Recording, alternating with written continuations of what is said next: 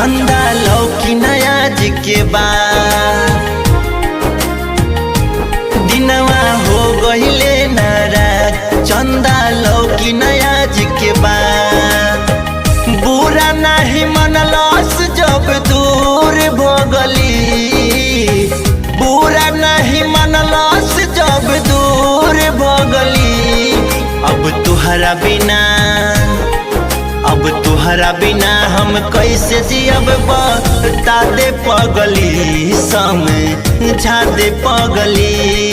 अब तुहरा बिना हम कैसे रहब बता दे पगली समझा दे पगली।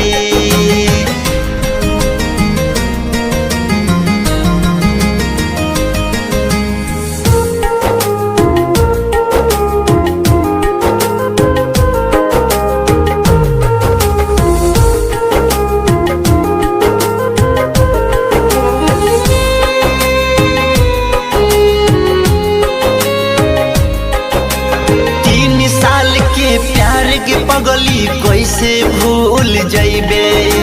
हमरा भुला के का बलम के कोरा खुश रह पैबे।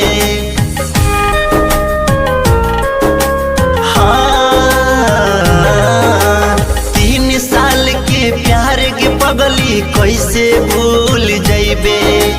हमरा भुला के का बलम के कोरा खुश रह पैबे। जवन कहले तवन कोइनी नहीं मुहे लगनी। जवन कहले तवन कोइनी नहीं मुहे लगनी। अब तुहरा बिना हम कैसे रहब बता दे पगली समझा दे पगली।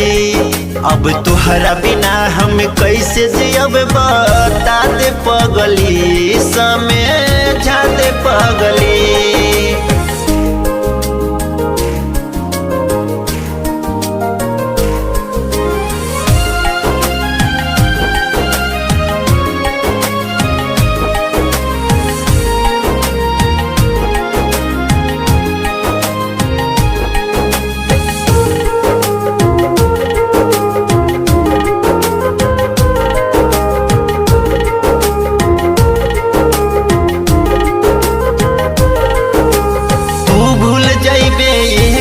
पगली हम न भूल पैबो। आज न कल परसों देखिए जहर खा के मरबो।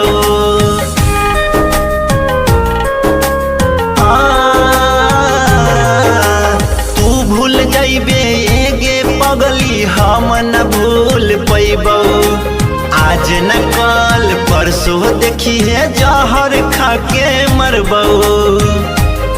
बोल हरिया के दिले कहे छोड़ी दगली।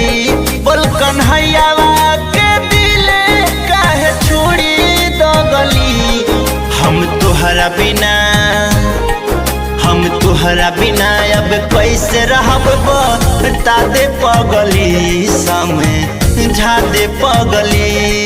अब तुहरा बिना हम कैसे जियब बता दे पगली समझा दे पगली।